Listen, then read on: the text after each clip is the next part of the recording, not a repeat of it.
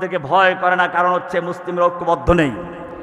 বাংলাদেশে যদি সত্যিকার অর্থে আলেম ওলামা, এদেশে প্রায় 3.5 লক্ষ মসজিদ, কয়েক লক্ষ মাদ্রাসা, আলিয়া কওমিয়া, লক্ষ লক্ষ আলেম, লক্ষ লক্ষ হাফেজ কোরআন, লক্ষ লক্ষ মুসল্লি, এই সব যদি সত্যিকার অর্থে আল্লাহকে ভালোবাসতো, আল্লাহর দ্বীনের বিজয় চাইতো, তাহলে এই দেশে আল্লাহর কোরআন ছাড়া অন্য কোনো রাজ, অন্য কোনো শাসন থাকতে পারে না। কিন্তু কেন?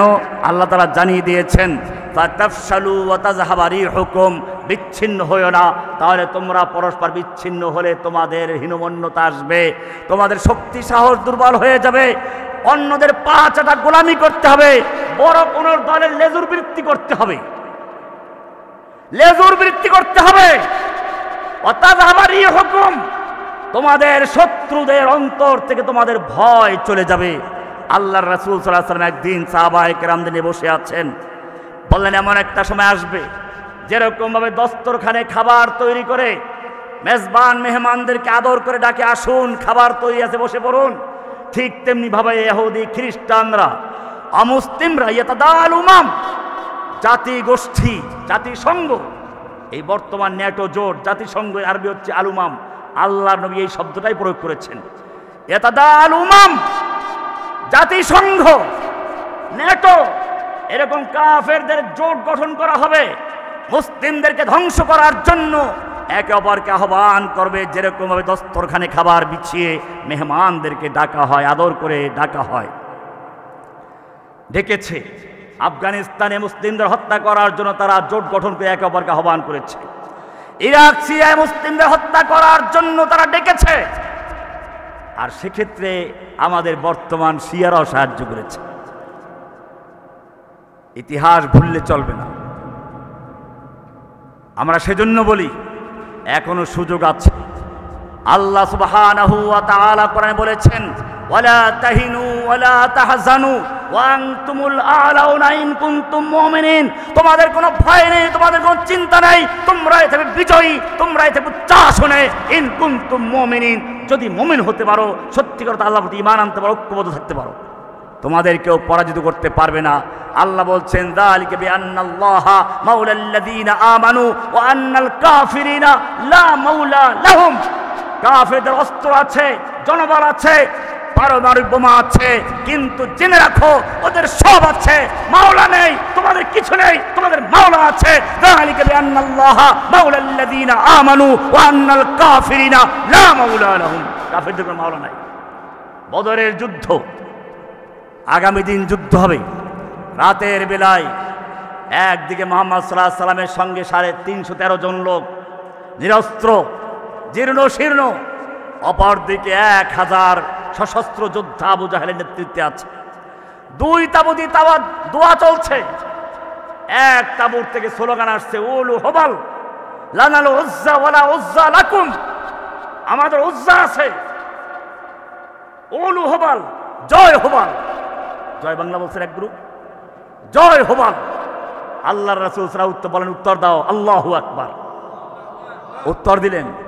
এবারে তারা স্লোগান দিচ্ছে, লানাল উজ্জা ওয়ালা উজ্জা লাকুম, আমাদের উজ্জা আছে, তোমাদের উজ্জা নাই। উজ্জা একটা মূর্তির নাম, আমাদের উজ্জা মূর্তি আছে, তোমাদের উজ্জা নাই।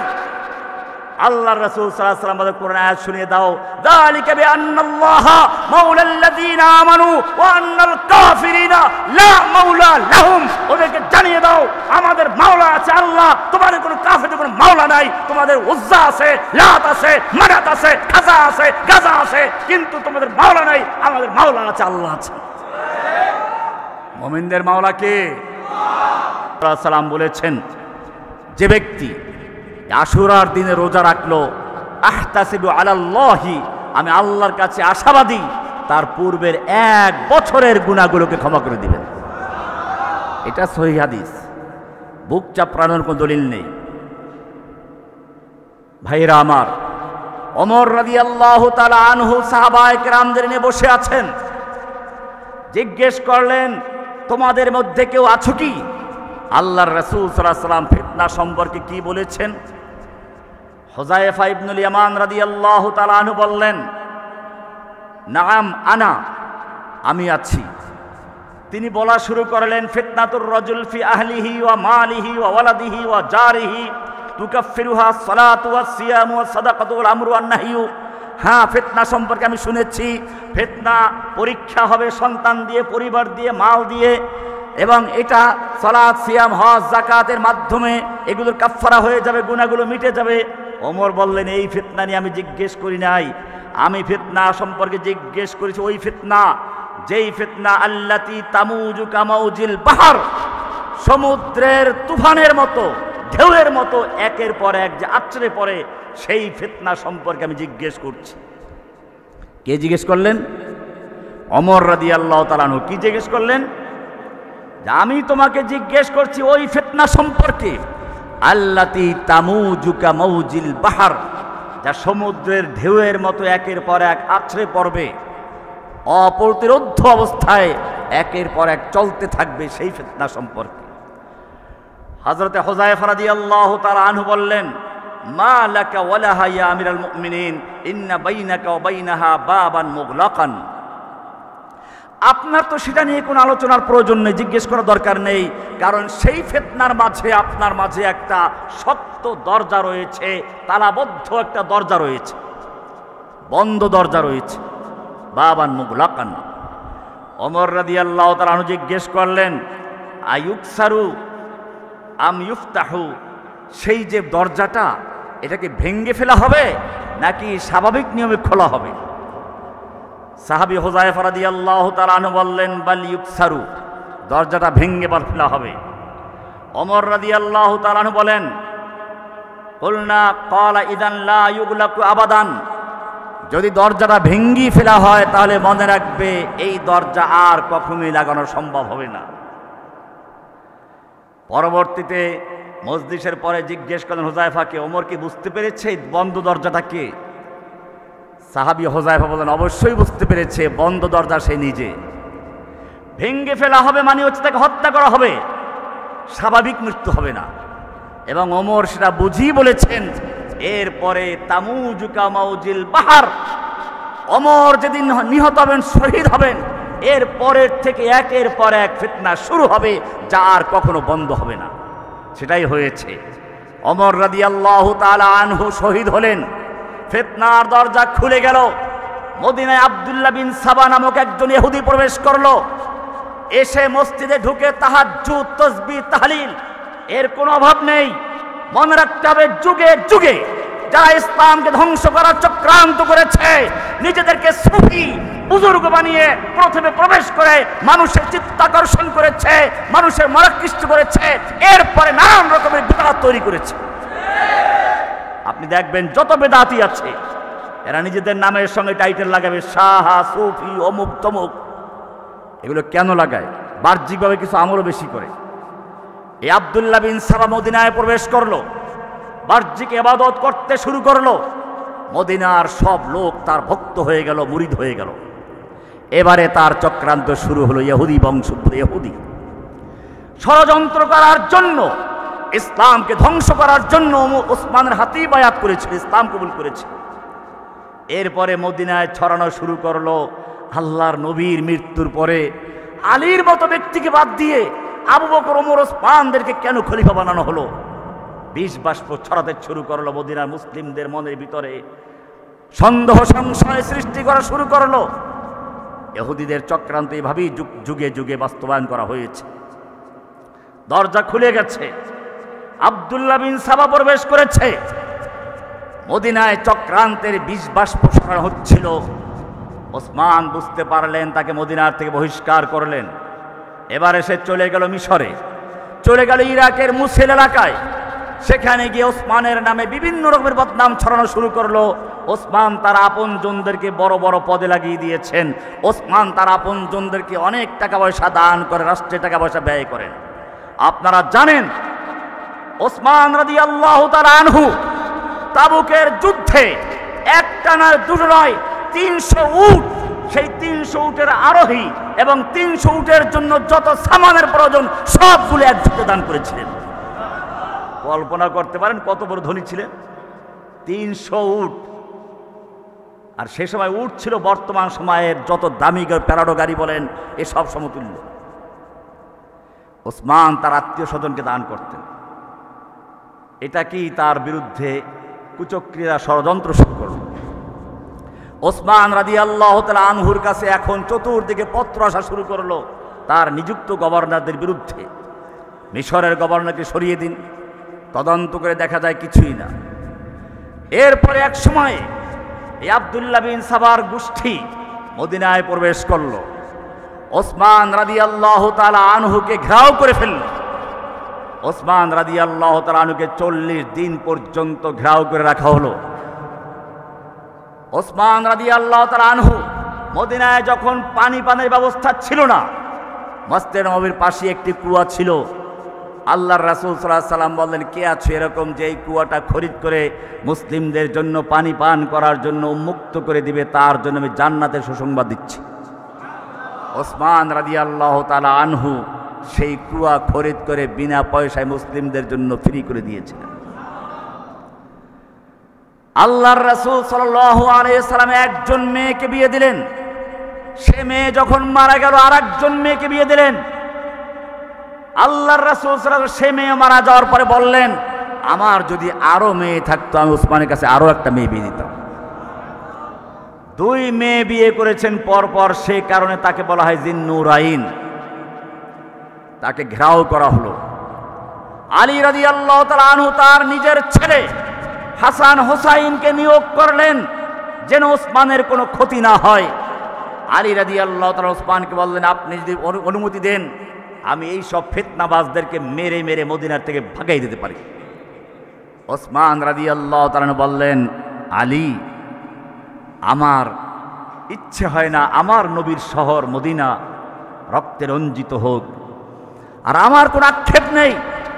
আমি তো এইমাত্র কোরআন পড়তে পড়তে ক্ষুধার্ত অবস্থায় রোজা অবস্থায় ঘুমিয়ে পড়েছিলাম। স্বপ্নে দেখলাম আল্লাহর রাসূল সাল্লাল্লাহু আলাইহি ওয়াসাল্লাম বলছেন, ওসমান এসে পড়ো, আজকের ইফতার তোমার আমার একসাথেই হবে। আমি বুঝতে পেরেছি আজকেই আমাকে ওরা হত্যা করবে, তুমি আমার জন্য দোয়া করবে মদিনায় যেন আমার জন্য কোনো রক্তপাত না ঘটে। তিনি কোরআন খুলে পড়তে শুরু করলেন। সূরা বাকারা 137 নম্বর আয়াতের এই শব্দে গিয়ে থামলেন, ফাসায়াকফিকাহুমুল্লাহ, তাদের জন্য তোমার পক্ষে আল্লাহই যথেষ্ট। এই আয়াত পাঠ করলেন, সঙ্গে সঙ্গে তার উপর আক্রমণ শহীদ করে দেওয়া হলো। তাফসিরে লেখে, তারিখ ইতিহাসের কিতাবে লেখে, ওসমান রাদিয়াল্লাহু তাআলা আনহুর পিছন দিয়ে খঞ্জর ঢুকিয়ে দেওয়া হলো। প্রথম রক্তের যে ফোঁটাটা বের হয়ে গেল ফিনকি মেরে মেরে, আর কোনো জায়গায় না, ঠিক ওই আয়াতের উপরেই পড়েছিল।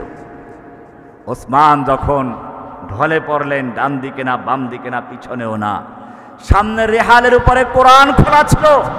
কোরআন যেন বলছে, ওসমান সারা জীবন তুমি আমাকে বুকে জড়িয়ে রেখেছিলে, তুমি নিজ হাতে কোরআন ছাপিয়ে তারপরে লিখে লিখে বিভিন্ন জায়গায় প্রচার করেছো। আজকের তোমার এই শাহাদাতের মুহূর্তে আমি তোমাকে ত্যাগ করতে পারছি না। আসো আমার কোলে আসো। কিয়ামতের মাঠে কোন শহীদের সাক্ষী হবে তলোয়ার, কোন শহীদের সাক্ষী হবে তীর। ওসমান সেই মজলুম যার সাক্ষী হবে কোরআনে কারীম। লুটিয়ে পড়লেন কোরআনের উপরে, যেন কোরআন তাকে বুকে জড়িয়ে নিয়ে বলছেন, ওসমান কিয়ামতের মাঠে আমি তোমাকে বুকে জড়িয়ে তোমার সাক্ষী হিসাবে ময়দানে হাজির হব। ওসমানকে হত্যা করা হলো। যারা হত্যা করলো আপনারা জানেন, ফিতনাবাজরা সবসময় একটা পক্ষ নেয়, একজনের নামে স্লোগান দেয়। দেখেন নাই, যত চাঁদাবাজ জয় বাংলা স্লোগান দিত, স্লোগান দিয়ে তাদের নেত্রীকে জয় বাংলা করে দিয়েছে। এখনো হচ্ছে এটা। যুগে যুগে যারা রাষ্ট্র ক্ষমতায় থাকে তাদের সতর্ক থাকতে হয়, তাদের নাম ভাঙিয়ে কারা তাদের জয় বাংলা করে। এই লোকগুলো আলীর নামে স্লোগান দেওয়া শুরু করলো। আলীকে গিয়ে ধরলো, আপনি খলিফা হবেন, আপনাকে বাদ দিয়ে 3 জন খলিফা হয়েছিল, অবৈধ ছিল, আপনার উপরে জুলুম করা হয়েছে, আমরা আপনার জন্যই করেছি। ওসমান আলী রাদিয়াল্লাহু তাআলা বললেন, না, তোমাদের কথায় আমি খলিফা হতে পারি না। সাহাবায়ে কেরামদের, মুহাজিরিন আনসার সাহাবীদের ডাকো, তারা যদি বলে তাহলেই কেবলমাত্র দায়িত্ব নিতে পারি, তোমরা অন্যকে তালাশ করো। রাজি হতে চাননি। সাহাবায়ে কেরাম দেখলেন এই মুহূর্তে তাকে ছাড়া অন্য কাউকে খলিফা বানানো সম্ভব নয়। এছাড়া ফিতনাবাজরা মদিনায় পুরা দখলে নিয়েছে। আলী রাদিয়াল্লাহু তাআলা আনহু খলিফা হলেন, বায়াত হলো। এরপরে কিছুদিন পরে এই ফিতনাবাজরা তাদের আসল চরিত্র দেখাতে শুরু করলো। আলী রাদিয়াল্লাহু তাআলা আনহু মনে করলেন এখানে এই ফিতনাবাজরা এত শক্তিশালী, তাদের নিয়ে আমি চলতে পারবো না। তিনি এখান থেকে চিন্তা করলেন কুফায় স্থানান্তর হবেন। সেখানে সেনাবাহিনীর ক্যাম্প ছিল, যোদ্ধারা ছিল, যুদ্ধের পরিবেশ ছিল। সাহাবায়ে কেরামদের অনেকেই বারণ করেছিলেন, কিন্তু তিনি চিন্তা করলেন এই শহর দখলে আছে সেই জালিমদের যারা ওসমানকে হত্যা করেছে। তিনি ওখান থেকে স্থানান্তর করলেন দারুল খেলাফতকে কুফায়। বিষয়টি অনেকের কাছেই পছন্দ হয় নাই এবং বাস্তবতাই হয়েছে। হযরতে আলী রাদিয়াল্লাহু তাআলা আনহু দারুল খেলাফত, ইসলামী খেলাফতের রাজধানীকে মদিনার থেকে বের করে যে কুফায় নিয়ে গেলেন, আজ পর্যন্ত আর সেই খেলাফত মদিনায় ফিরে যায় নাই। কুফায় চলে আসলেন। কুফার লোকদের বিভিন্ন রকমের আবদার, এই লোকগুলোর দাবি দেওয়া। অপরদিকে হযরতে আয়েশা রাদিয়াল্লাহু তাআলা আনহা, আমিরে মুআবিয়া রাদিয়াল্লাহু তাআলা আনহু, এরকম অনেক সাহাবায়ে কেরাম তারা বললেন আগে ওসমান হত্যার বিচার করো, তারপরে তোমাকে আমরা খলিফা হিসেবে বয়াত দান করব। রাজনৈতিক বিষয়, ভালো করে বুঝতে হবে বিষয়গুলোকে। এটা কোনো ধর্মীয় বিষয় ছিল না। একদিকে আমিরে মুআবিয়া রাদিয়াল্লাহু তাআলা আনহু ওসমানের বংশের লোক, তিনি তাকে নিয়োগ করেছেন শাম এলাকার, সিরিয়া এলাকার গভর্নর হিসেবে। তিনি বায়াত দিচ্ছেন না। আয়েশা রাদিয়াল্লাহু তাআলা আনহা, তালহা, জুবায়ের সহ অনেক বড় বড় সাহাবায়ে কেরামদের দাবি ছিল আগে ওসমান হত্যার বিচার করতে হবে, তারপরেই তোমাকে বায়াত দিব। আলী রাদিয়াল্লাহু তাআলা বললেন এই মুহূর্তে ওদের বিচার করার মতো ক্ষমতা আমার নেই। আগে আমাকে বায়াত দাও, রাষ্ট্র শক্তিশালী করো, বিচার করার মতো শক্তি অর্জন হোক, তারপর অবশ্যই বিচার করব। এই যে এখন যেটা চলছে বাংলাদেশেও, আগে বিচার করো। এগুলো হচ্ছে রাজনৈতিক বিষয়, এটা কোনো ধর্মীয় বিষয় ছিল না। আলী রাদিয়াল্লাহু তাআলা আনহু যখন কুফায় গেলেন, কুফায় যাওয়ার পরে ওনার অতি ভক্ত যারা, তারা ওনাকে কেউ আল্লাহ বানাতে শুরু করলো, কেউ ওনাকে নবী বানাতে শুরু করলো। এদিকে আমিরে মুআবিয়া রাদিয়াল্লাহু তাআলা আনহু এবং এদিকে আয়েশা রাদিয়াল্লাহু তাআলা আনহা, তারা রওনা হলেন মক্কার থেকে আলী রাদিয়াল্লাহু তাআলা আনহুর কাছে দাবি করার জন্য, বিচারের দাবি নিয়ে। এটা যুদ্ধের জন্য আসার খবর ছিল না, কিন্তু আপনারা জানেন ফিতনাবাজ, চক্রান্তবাজ যারা থাকে তারা সবসময় ঐক্যর বিরোধিতা করে, ষড়যন্ত্র করে। হযরতে তালহা, জুবায়ের, আয়েশা রাদিয়াল্লাহু তাআলা আনহা আসলেন। আয়েশা রাদিয়াল্লাহু তাআলা আনহা তখন উটে চড়ে এসেছিলেন, উটকে আরবিতে বলে জামাল। আলী রাদিয়াল্লাহু তাআলা আনহু সেখানে গেলেন। মূলত এখানে যুদ্ধের কোনো পরিকল্পনা ছিল না, কিন্তু যুদ্ধ চলে রওনা শুরু হয়ে গেল। এক পর্যায়ে আয়েশা রাদিয়াল্লাহু তাআলা আনহাকেও আক্রমণ করা হলো। আয়েশার চতুর্দিকে সাহাবায়ে কেরাম ঢাল হয়ে দাঁড়িয়ে গেলেন। সেখানে বিশিষ্ট সাহাবী তালহা, জুবায়ের রাদিয়াল্লাহু তাআলা আনহুমা শহীদ হয়ে যান, যারা সেই জান্নাতের সুসংবাদ প্রাপ্ত 10 জন আর 2 জন। আয়েশা রাদিয়াল্লাহু তাআলা আনহা পরাজিত হলেন। এই লোকগুলো আলী রাদিয়াল্লাহু তাআলা আনহুকে বলল, যুদ্ধের যত গনিমতের মাল সবগুলো আমরা গনিমতের মাল এসে নিয়ে যাব, সাহাবায়ে কেরামদের মাল। আলী রাদিয়াল্লাহু তাআলা আনহু বললেন, এখানে গনিমতের কিছুই নেই, এটা রাজনৈতিক যুদ্ধ, ধর্মীয় যুদ্ধ নয়, ওরা কাফের নয়, বরং আমি এই তালহা, জুবায়ের সহ যারা শাহাদাত বরণ করেছেন তাদের ব্যাপারে বলবো, ওয়ালা তাজআল ফি কুলুবিনা গিল্লাল লিল্লাযিনা আমানু, হে আল্লাহ যারা ঈমানদার তাদের ব্যাপারে আমাদের মনে যেন কোনো রকম বিদ্বেষ না থাকে। আর হ্যাঁ, তোমরা গনিমতের মাল নিতে চাও, ঠিক আছে, যুদ্ধের গনিমতের মালের মধ্যে তো যদি মানুষ থাকে, মানুষরা পুরুষ হলে গোলাম হয়, মেয়ে লোক হলে বান্দি হয়, তাহলে বড় আল্লাহর নবীর স্ত্রী আয়েশাও তো বন্দী হয়েছে, তাকে বান্দি হিসেবে গ্রহণ করার জন্য কি আছে? চুপ হয়ে গেল। আপনারা জানেন এই যুদ্ধেও সমঝোতার পরিকল্পনা হয়েছিল। এই লোকগুলো দুইটা ভাগ হয়ে গেল।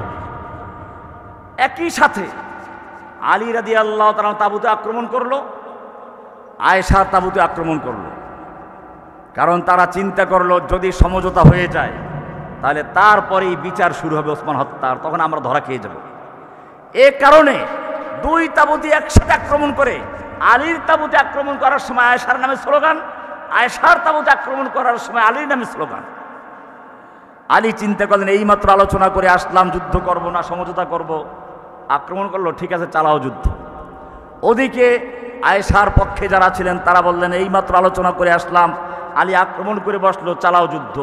এই রক্তাক্ত যুদ্ধ হলে সে তারপরেই যে ঘটনা বললাম। এভাবে জঙ্গে জামাল বলে, এটা উটের যুদ্ধ। আয়েশা যেহেতু এখানে উটের উপরে ছিলেন, এর জন্য জঙ্গে জামাল হচ্ছে এটা। এরপরে আলী রাদিয়াল্লাহু তাআলা আনহু আমির মুআবিয়ার কাছে পত্র লিখলেন, বায়াত দাও। তিনি বললেন বায়াত দেওয়া হবে না, আগে ওসমান হত্যার বিচার করো। তিনি বিশাল সেনাবাহিনী জমা করলেন। এই দুই দলের মধ্যে আবার যুদ্ধ হল, এটার নাম জঙ্গে সিফফিন, সিফফিনের যুদ্ধ। আলী রাদিয়াল্লাহু তাআলার মধ্যে আমিরে মুআবিয়ার মধ্যে যুদ্ধ হচ্ছে।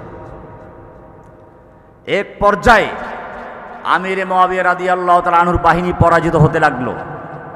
তার বাহিনীর মধ্যে একজন সাহাবী ছিলেন, বিচক্ষণ সাহাবী আমর ইবনে আস রাদিয়াল্লাহু তাআলা আনহু। তিনি বললেন তীরের উপরে, ধনুকের উপরে কোরআন উঁচু করে ধরো, যাতে বুঝতে পারে আমরা কোরআনের বিচার চাই, অন্য কিছু না। আলী রাদিয়াল্লাহু তাআলা আনহু যখন দেখলেন তীরের উপরে কোরআন উঁচু করে ধরেছে, তিনি বললেন এটা একটা প্রতারণা। এখন যুদ্ধে তারা পরাজিত হচ্ছে দেখে এই প্রতারণার মাধ্যমে তারা যুদ্ধ বন্ধ করতে চায়। আলীর পক্ষে যারা ছিল তারা তো সমঝোতা চায় না। তাদের মধ্যে একদল বলল না, কোরআন উঁচু করে ধরেছে, এরপরে যুদ্ধ, এটা আমরা মানব না। আর এক দল বলল না, যুদ্ধ চালিয়ে যেতে হবে। দুই গ্রুপ হয়ে গেল এখানে। এই দুই গ্রুপ যারা বিরোধিতা করতে লাগলো তাদেরকে বোঝানো হলো যে না ঠিক আছে, সমঝোতা হোক, সালিশ নিয়োগ করো, তৃতীয় একজনকে সালিশ বিচারক নিয়োগ করা হবে। এই লোকগুলো বলল এটা অন্যায় হয়ে গেছে, ইনিল হুকমু ইল্লা লিল্লাহ। দেখেন কথাটা কত সুন্দর, আল্লাহর কোরআন ছাড়া আর কারো বিচার মানি না, এই সালিশের বিচার মানি না। আপনি সালিশ মেনে তৃতীয় একজনকে বিজয়, তারা সাহাবীদের সেই ধুলোকণার সমতুল্য হতে পারে না। কাজে যারা এই সময়টা আসতি এজিদকে কেমনে জান্নাতে নিবে, এজিদের গুণগান করবে, সেই পায়ে তারা করতে থাকে। একটা প্রবণতা আছে আমাদের দেশে, দেখবেন কিছু লোক আল্লাহর নবীর মা বাপ সম্পর্কে প্রশ্ন করলে বলে কি জাহান্নামী, এজিদ সম্পর্কে প্রশ্ন করলে জান্নাতি। কেন? ইয়াজিদ সম্পর্কে তারা একটা হাদিস বয়ান করে, বুখারীতে একটা হাদিস আছে, আল্লাহর নবী সাল্লাল্লাহু আলাইহি ওয়াসাল্লাম উম্মে হারাম বিনতে মিলহানের ঘরে অবস্থান করছিলেন, নবীর দুধমা আনাস ইবনে মালিক রাদিয়াল্লাহু তাআলা আনহুর মা। এখানে তার ঘরে অবস্থান করছিলেন। হঠাৎ ঘুম থেকে জেগে হাসতে লাগলেন। উম্মে হারাম বিনতে মিলহান জিজ্ঞেস করলেন, ইয়া রাসূলুল্লাহ, আপনার হাসার কারণ কি? বলেন, আমার উম্মতের একটা দল সমুদ্রে যুদ্ধে যাচ্ছে, যেন রাজকীয় সিংহাসনে বসে, রাজ সিংহাসনে বসে শান শৌকতে যাচ্ছে সমুদ্রের মাঝখান চিরে।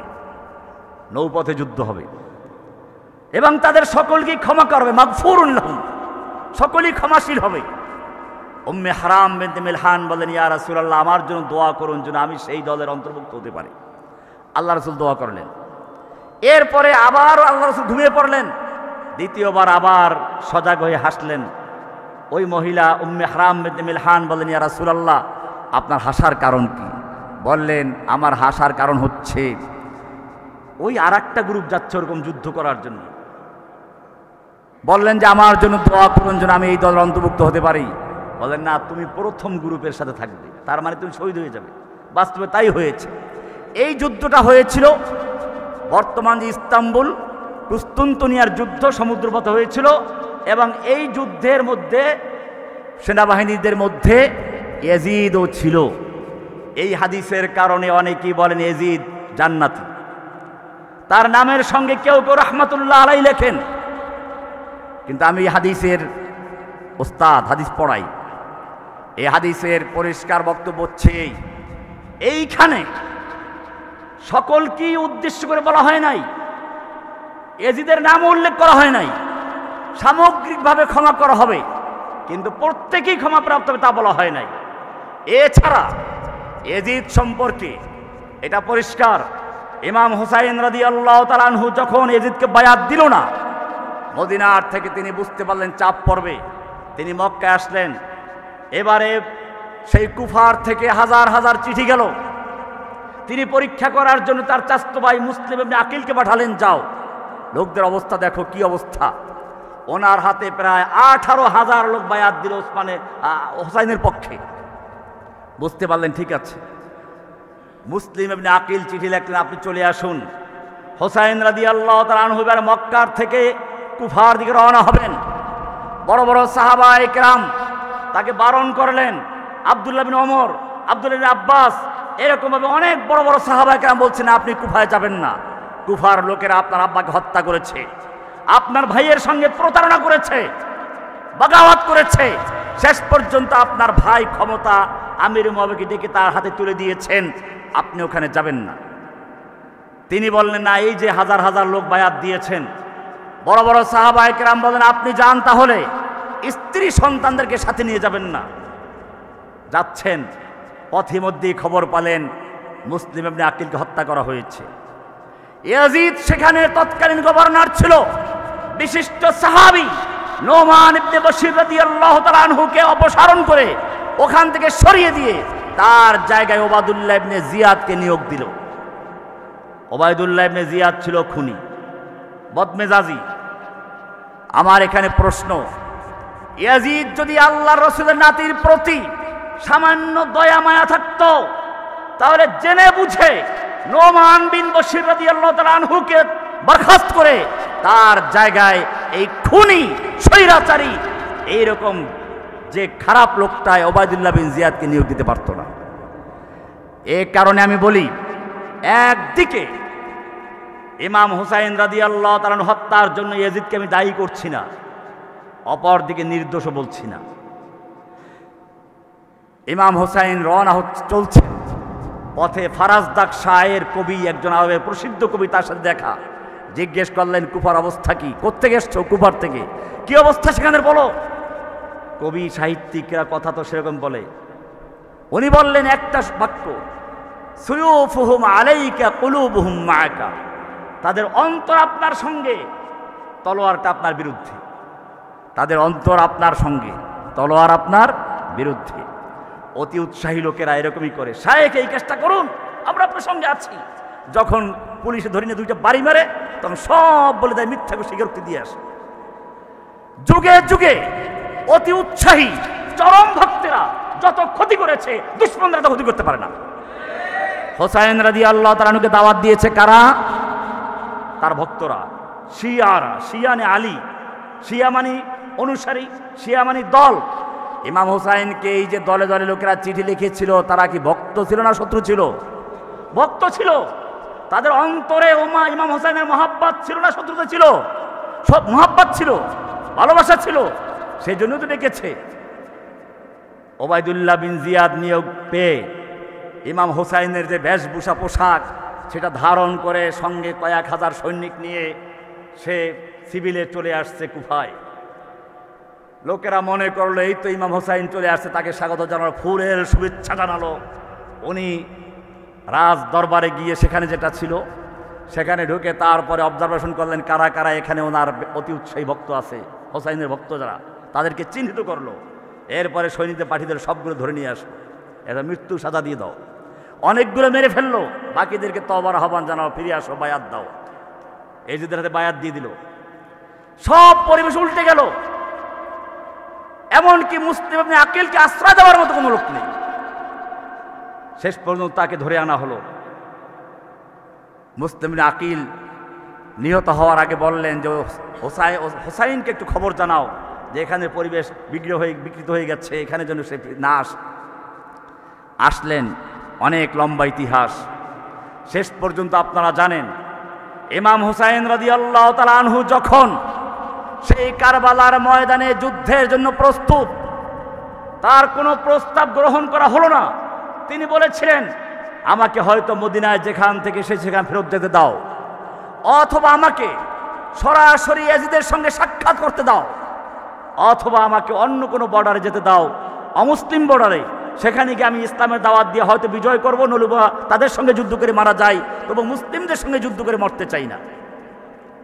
কিন্তু ওবায়দুল্লাহ বিন জিয়াদের পক্ষ থেকে বলা হলো একটাই মাত্র প্রস্তাব, সেটা হচ্ছে হয়তো বায়াত নইলে যুদ্ধ। ইমাম হুসাইন রাদিয়াল্লাহু তাআলা তার সৈনিক সেই কথাগুলো বলেছিলেন, সেদিন খুতবা দিয়েছিলেন, দীর্ঘ খুতবা দিয়েছিলেন, এক একজনের নাম ধরে ধরে বলেছিলেন, হে অমুকের ছেলে অমুক, তুমি আমাকে ডাকো নাই, আমাকে আহ্বান করো নাই, আজকে আমাকে ডেকে তোমরা হত্যা করছো। একই কথা সবাই। আমি এখান থেকে বলতে চাই, আপনারা যারা বিভিন্ন হুজুরের ভক্ত আছেন, আমারও কিছু ভক্ত আছে বিভিন্ন জায়গায়, এরা অতি উৎসাহী, হেন করেঙ্গে তেন করেঙ্গে, লাঠি কে আন্দার মুগুর ভরেঙ্গে, সব করবো, আমরা আপনার সাথে আছি। আমি আজকের এই বক্তব্যের মাধ্যমে পরিষ্কার করে দিতে চাই, বাস্তবতা বুঝতে হবে। হোসাইন রাদিয়াল্লাহু তাআলা আনহুকে বাস্তবতা বুঝতে দেওয়া হয় নাই। তারা যেটা না সেরকম আশ্বাস দেওয়া হয়েছে, জীবন দেওয়া, নিজের স্ত্রী সন্তানকে বিধবা করা, সন্তানের এতিম করা এত সোজা নয়। সেই জন্য জেনে বুঝে পদক্ষেপ নেওয়া উচিত। আজকে ইমাম হোসাইন রাদিয়াল্লাহু তাআলা আনহু শহীদ হয়ে যাচ্ছেন। কারা দাওয়াত দিয়েছিল? মাঠে কারা তাকে হত্যা করছে? যারা তাকে দাওয়াত দিয়েছিল তারাই এখন তাকে হত্যা করছে। শিয়ারা তাকে দাওয়াত দিয়েছিল, শিয়ারাই তাকে হত্যা করেছে, তার প্রমাণ এখনো পাওয়া যায়। শিয়ারা যখন এই আশুরার মিছিল করে বুক চাপড়ায়, তখন দেখা যায় তাদের মিছিলে ইমাম হোসাইনের ঘোড়ার লাগাম থাকে, দুলদুলের লাগাম, ইমাম হোসাইনের তলোয়ার, ইমাম হোসাইনের পোশাক, ইমাম হোসাইনের পাগড়ি ইত্যাদি তারা প্রদর্শন করে থাকে। আমি জিজ্ঞেস করতে চাই, কোন বাড়িতে চুরি হয়েছে, চোর খুঁজে পাওয়া যাচ্ছে না, কিন্তু পরবর্তীতে চুরিকৃত মাল একজনের ঘর থেকে বের হচ্ছে, বোঝা গেল চোর ওই ঘরেই লুকায়িত আছে। ইমাম হোসাইনকে কারা হত্যা করেছে আমরা খুঁজতেছিলাম, দেখলাম শিয়াদের ঘর থেকে ইমাম হোসাইনের ঘোড়ার লাগাম বের হচ্ছে, শিয়াদের ঘর থেকে ইমাম হোসাইনের পাগড়ি বের হচ্ছে, শিয়াদের ঘর থেকে ইমাম হোসাইন লাঠি বের হচ্ছে, শিয়াদের ঘর থেকে ইমাম হোসাইনের জুব্বা বের হচ্ছে। আমাদের বুঝতে বাকি নাই, শিয়ারা ইমাম হোসাইনকে হত্যা করেছে, তারাই তাকে ময়দানে নির্মমভাবে খুনের হাতে তুলে দিয়েছে। আজকে সেই শিয়ারাই আবার হায় হাসান হায় হোসাইন করে স্লোগান দিচ্ছে। শিয়ারা যুগে যুগে মুসলিমদেরকে হত্যা করেছে। শিয়াদের ইতিহাসে এই সর্বপ্রথম কোন অমুসলিমদের বিরুদ্ধে অস্ত্র চালিয়েছে, সেটা হচ্ছে ইহুদিদের বিরুদ্ধে, বর্তমান ইসরায়েলের বিরুদ্ধে হামলা করেছে।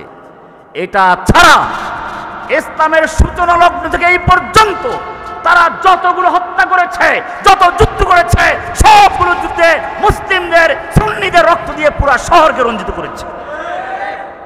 হালাকু খানকে সাহায্য করেছে তারা, বাশার আল আসাদকে হত্যা করেছে তারা। আপনারা জানেন একটা ছবি ভাইরাল হয়েছিল, 12 বছরের একটা ছেলে যখন বাশার আল আসাদের বিরুদ্ধে দাঁড়িয়েছে, তাকে গ্রেফতার করে বলা হলো, বল লা ইলাহা ইল্লা বাশার, বাশার ছাড়া কোনো আল্লাহ নাই। ছেলে বলেছিল লা ইলাহা ইল্লাল্লাহ, তাকে গুলি করে হত্যা করা হলো। আপনারা সে ছবি ভাইরাল দেখেছেন। আমি জিজ্ঞেস করতে চাই, যুগে যুগে এই কাজগুলোই শিয়ারা করেছে। তবে হ্যাঁ, আমি সুজন্য শুরুতেই বলেছিলাম, রাজনৈতিক বিষয় একটা, আকীদার বিষয় আর একটা। রাজনৈতিক কারণে বর্তমান সময়ে শিয়াদের উচিত আর আরবদের সঙ্গে যুদ্ধ করে নয়, ইয়েমানের হুতি শিয়াদের পক্ষ হয়ে নিরীহ সুন্নি ভাইদেরকে হত্যা করেছে, সৌদি আরবে আক্রমণ করেছে, এমনকি কাবা শরীফে একবার তারা দখল নিয়েছিল, কাবা শরীফকে রংতরঞ্জিত করেছিল। সেসব তওবা করে যদি তারা সত্যিকারই এখন ইহুদিদের বিরুদ্ধে যুদ্ধ করে মুসলিম বিশ্বের উচিত হবে তাদের সঙ্গে একাত্র যুদ্ধ করা। এক্ষেত্রে আমি বলি, ভারতবর্ষে যখন ইংরেজ বিরোধী আন্দোলন হচ্ছিল, দেওবন্দের বড় আলেম হোসাইন আহমদ মাদানী রহমতুল্লাহ আলাই সেই কংগ্রেসের সঙ্গী হয়ে ইংরেজ বিরোধী আন্দোলন করছিলেন। লোকেরা জিজ্ঞেস করলো, আপনি কংগ্রেসে যোগ দিলেন? এখনো অনেকে বলে কংগ্রেসি হুজুর, দেওবন্দীদেরকে কংগ্রেসি অনেকে বলে এখনো, যারা ইতিহাস জানে। হোসাইন আহমদ মাদানী রহমতুল্লাহ আলাই বলেছিলেন, শুধু কংগ্রেস নয়, যদি আমি দেখি একটা ইংরেজকে সাদা ইংরেজকে একটা কালো কুকুর ঘেউ ঘেউ করে তাড়া করে নিচ্ছে, আমি সেই কালো কুকুরের পিছনে সমর্থন জুগিয়ে যাব, কারণ সে একটা সাদা ইংরেজকে তাড়া করে যাচ্ছে। ঠিক তেমনি ভাবে বর্তমান সময়েও ইসলামের চরম দুশমন কোরআন তাদেরকে স্থায়ী দুশমন বলেছে। কোরআন বলেছে, লা তাজিদান্না শাদ্দান নাসি আদাওয়াতাল লিল্লাযিনা আমানুল ইয়াহুদা ওয়াল্লাযিনা আশরাকু। হে মুমিন, তুমি তোমাদের মুমিনদের বিরুদ্ধে চরম শত্রু, স্থায়ী শত্রু, সবচেয়ে খারাপ শত্রু দেখতে পাবে দুইটা দলকে। একটা হলো ইহুদ ওয়াল্লাযিনা আশরাকু, আর একটা হচ্ছে মূর্তি পূজক মুশরিকরা। একটা হচ্ছে ইসরায়েল, আর একটা হচ্ছে ভারত। পরিষ্কার হয়ে গেল।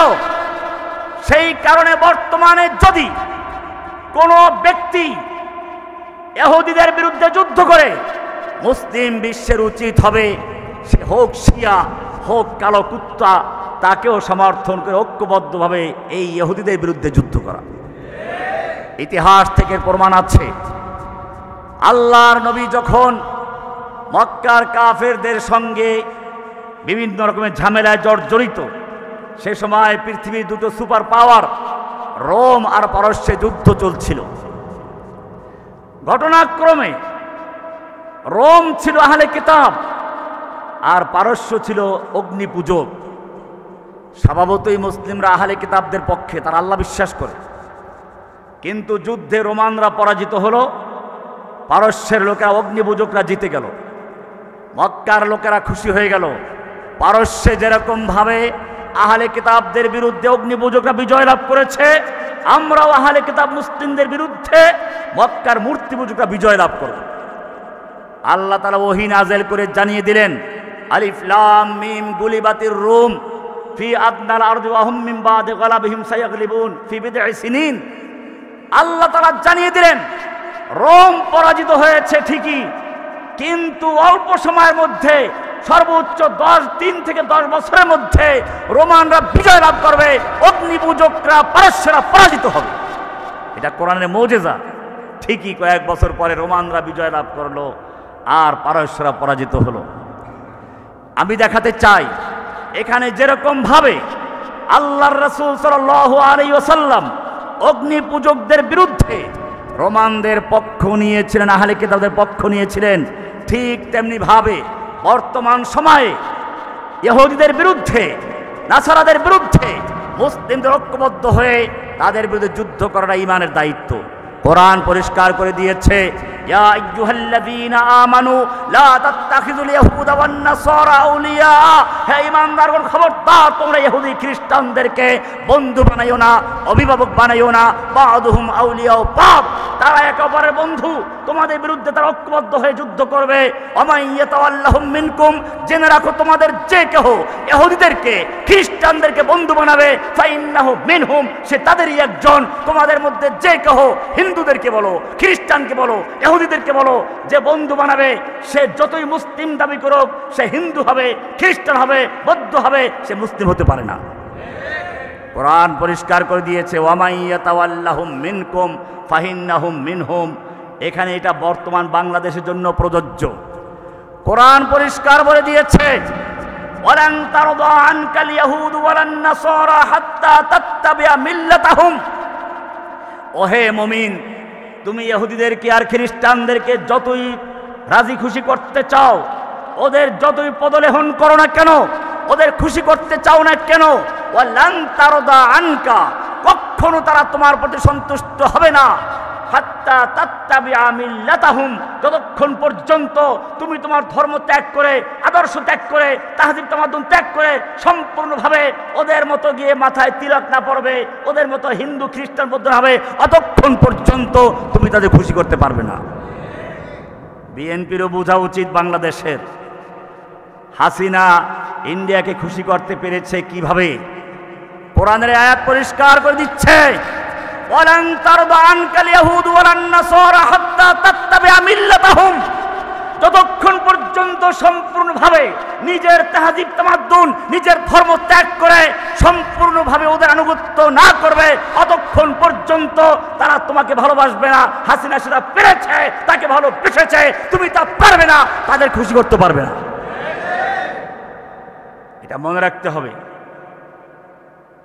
এজন্য বর্তমান বাংলাদেশের প্রেক্ষাপটে আমাদের মনে রাখতে হবে, মুসলিমদের ঐক্যবদ্ধ হওয়া সময়ের দাবি। বিশ্বের অবস্থা সম্পর্কে জানতে হবে, আরব নেতাদেরকে বুঝতে হবে, ইরানিদেরকে বুঝতে হবে। যুগে যুগে ফিতনা হয়েছে, দরজা ভেঙে গেছে ওমর ইবনে খাত্তাবের শাহাদাতের মাধ্যমে। এই দরজা কখনই আর জোড়া লাগবে না, ঠিক আছে, কিন্তু আমাদের চেষ্টা করতে হবে কোরআন এক, আল্লাহ এক, রসুল এক। কবি ইকবাল বলেছেন, मनफात एक है इस कौम की नुकसान भी एक ही सबका नबी दीन भी ईमान भी एक, हरम पाक भी अल्लाह भी कुरान भी एक, क्या बड़ी बात थी होते जो मुसलमान भी एक। আমাদের সকলের আল্লাহ এক, নবী এক, রাসূল এক, কাবা এক, হারাম এক, সব কিছু এক। মুসলিমরা কেন ভিন্ন ভিন্ন থাকবে? কোরআন বলছে, ওয়া তাসিমু বিহাবলিল্লাহি জামিআন ওয়া লা তাফাররাকু। হে ঈমানদারগণ, যারা কোরআন বিশ্বাস করো, আল্লাহকে এক মান, আল্লাহ মানো, রাসূল মানো, যারা ঐক্যবদ্ধ হয়ে ইসলামের জন্য সালাত আদায় করো, সিয়াম করো, জেনে রাখবে, ওয়া তাসিমু বিহাবলিল্লাহি জামিআ, তোমাদের পারস্পরিক দলাদলি ভুলে গিয়ে, মতবাদ ভুলে গিয়ে, ওয়া তাসিমু বিহাবলিল্লাহি জামিআন, আল্লাহর রজ্জুকে ঐক্যবদ্ধভাবে ধারণ করো, ঐক্যবদ্ধ হয়ে ধারণ করো, ওয়ালা তাতাফাররাকু, বিচ্ছিন্ন হইও না। কেন বিচ্ছিন্ন? সমস্যা কি হবে? আল্লাহ কোরআনে পরিষ্কার করে দিয়েছেন, ওয়ালা তানাজাউ, খবরদার তোমরা পরস্পর ঝগড়া করো না, মারামারি করো না। তোমরা ঝগড়া করেছো সেই জঙ্গে সিফফিনে, ঝগড়া করেছো সেই জঙ্গে জামালে, ঝগড়া হয়েছে তোমাদের শিয়া সুন্নি, বারবার তোমরা পরাজিত হয়েছো। ওয়ালা তানাজাউ, খবরদার তোমরা পরস্পরের ঝগড়া করো না, বিবাদ করো না। ফাতাফশালু, কোরআন বলছে তাহলে তোমরা দুর্বল হয়ে যাবে, হীনমন্য হয়ে যাবে। ওয়া তাযহাবা রিহুকুম, দুশমনদের অন্তর থেকে তোমাদের প্রভাব নষ্ট হয়ে যাবে।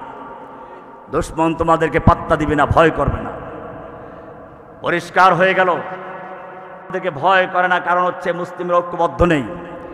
বাংলাদেশে যদি সত্যিকার অর্থে আলেম ওলামা, এদেশে প্রায় 3.5 লক্ষ মসজিদ, কয়েক লক্ষ মাদ্রাসা, আলিয়া কওমিয়া, লক্ষ লক্ষ আলেম, লক্ষ লক্ষ হাফেজ কোরআন, লক্ষ লক্ষ মুসল্লি, এই সব যদি সত্যিকার অর্থে আল্লাহকে ভালোবাসতো, আল্লাহর দ্বীনের বিজয় চাইতো, তাহলে এই দেশে আল্লাহর কোরআন ছাড়া অন্য কোনো রাজ, অন্য কোনো শাসন থাকতে পারে না।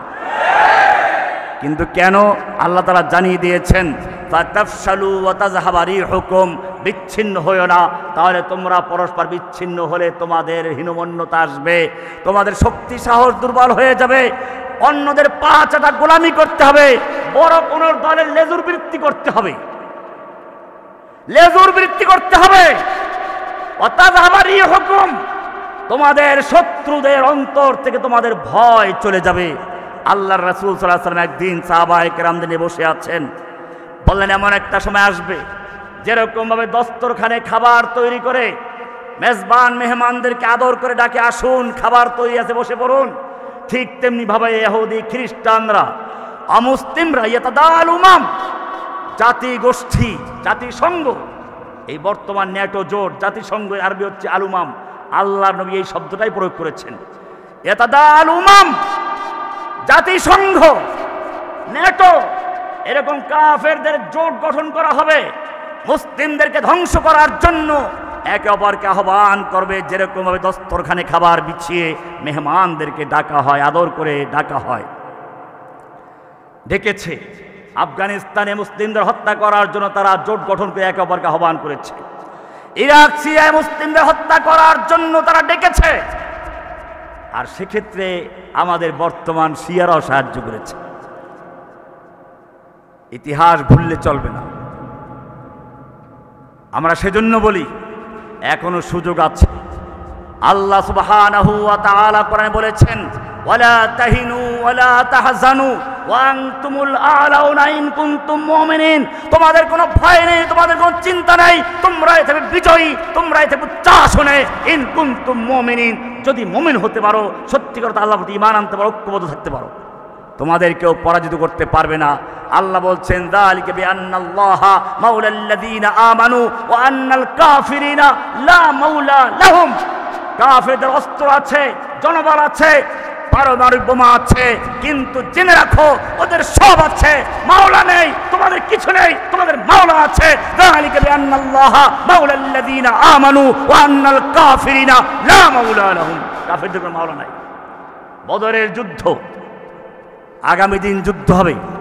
রাতের বেলায় একদিকে মুহাম্মদ সাল্লাল্লাহু আলাইহি সাল্লামের সঙ্গে 313 জন লোক নিরস্ত্র, জীর্ণ শীর্ণ, অপরদিকে 1000 সশস্ত্র যোদ্ধা আবু জাহেলের নেতৃত্বে আছে। 2 তাঁবুতে দোয়া চলছে। এক তাঁবুর থেকে স্লোগান আসছে, উলু হুবাল লানাল উজ্জা ওয়ালা উজ্জা লাকুম। আমাদের উজ্জা আছে, উলু হুবাল, জয় হুবাল। জয় বাংলা বলছেন এক গ্রুপ, জয় হুবাল। আল্লাহর রাসূল সাল্লাল্লাহু আলাইহি ওয়াসাল্লাম বলেন, উত্তর দাও, আল্লাহু আকবার। উত্তর দিলেন। এবারে তারা স্লোগান দিচ্ছে, লানাল উজ্জা ওয়ালা উজ্জা লাকুম। আমাদের উজ্জা আছে, তোমাদের উজ্জা নাই। উজ্জা একটা মূর্তির নাম। আমাদের উজ্জা মূর্তি আছে, তোমাদের উজ্জা নাই। আল্লাহর রাসূল সাল্লাল্লাহু আলাইহি ওয়াসাল্লাম কোরআন আয়াত শুনিয়ে দাও, যালিকা বিআন্নাল্লাহা মাওলাল্লাযীনা আমানু ওয়া আন্নাল কাফিরিনা লা মাওলা লাহুম। ওদেরকে জানিয়ে দাও আমাদের মাওলা আছে আল্লাহ, তোমাদের কোনো কাফেরদের কোনো মাওলা নাই। তোমাদের উজ্জা আছে, লাত আছে, মানাত আছে, খাজা আছে, গাজা আছে, কিন্তু তোমাদের মাওলা নাই। আমাদের মাওলা আছে, আল্লাহ আছে। মুমিনদের মাওলা কে? পরিষ্কার হয়ে গেল।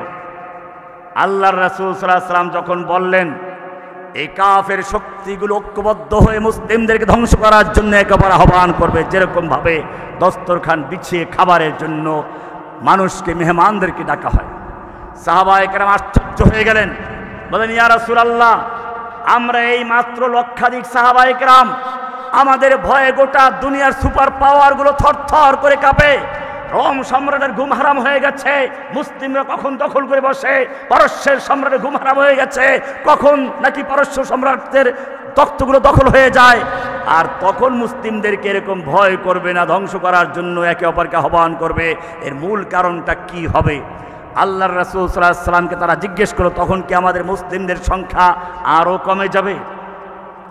আল্লাহর রাসূল সাল্লাল্লাহু আলাইহি ওয়াসাল্লাম, না, তোমাদের সংখ্যা অনেক বেশি হবে। ওয়ালাকিন্নাকুম গুসাউন কাগুসাইস সাইল। মুসলিমদের সংখ্যা তো অনেক বেশি হবে, কিন্তু সমুদ্রের তুফানের সময় যে ফেনার তৈরি হয়, বুদবুদ তৈরি হয়, সংখ্যা অনেক বেশি, কিন্তু মুহূর্তের মধ্যে আবার মিশে যায়। ঠিক তেমনি ভাবে তোমাদের মুসলিমদের সংখ্যা হবে ওই সমুদ্রের ঢেউয়ের ফেনার মতো। তোমাদের অবস্থা হবে সেই ভাসমান খড়কুটার মতো, কচুরি পানার মতো, বাতাসের তোরে, পানির তোরে এক এক দিকে এক সময় চলে যাবে, যাদের কোনো স্থায়ী কোনো ভিত্তি নেই। ঠিক তোমাদের অবস্থা এরকম হবে। সাহাবায়ে কেরাম জিজ্ঞেস করলেন, ইয়া রাসূল, এর কারণটা কি হবে? আল্লাহর রাসূল সাল্লাল্লাহু আলাইহি ওয়াসাল্লাম বললেন, তোমাদের অন্তরে ওহান ঢুকিয়ে দেবে। ওহান কি ঢুকিয়ে দেওয়া হবে? ওহানুন, ওহান, ওহান। সাহাবায়ে কেরাম বলেন, ওমাল ওহান ইয়া রাসূলুল্লাহ। হে আল্লাহর রাসূল, ওহান কি জিনিস বুঝতে পারলাম না। আল্লাহর রাসূল সাল্লাল্লাহু দুইটা জিনিসকে, হুব্বুদ দুনিয়া ওয়া কারাহিয়াতুল মাউত। হুব্বুদ দুনিয়া ওয়া কারাহিয়াতুল মাউত। তোমাদের মধ্যে দুনিয়ার প্রেম, ভালোবাসা, বাড়ি, গাড়ি, নারী, কে কত অর্জন করতে পারবে সেই প্রতিযোগিতা হবে। তোমরা আল্লাহর পথে যুদ্ধ করতে গিয়ে জীবন দেওয়াকে অপছন্দ করবে।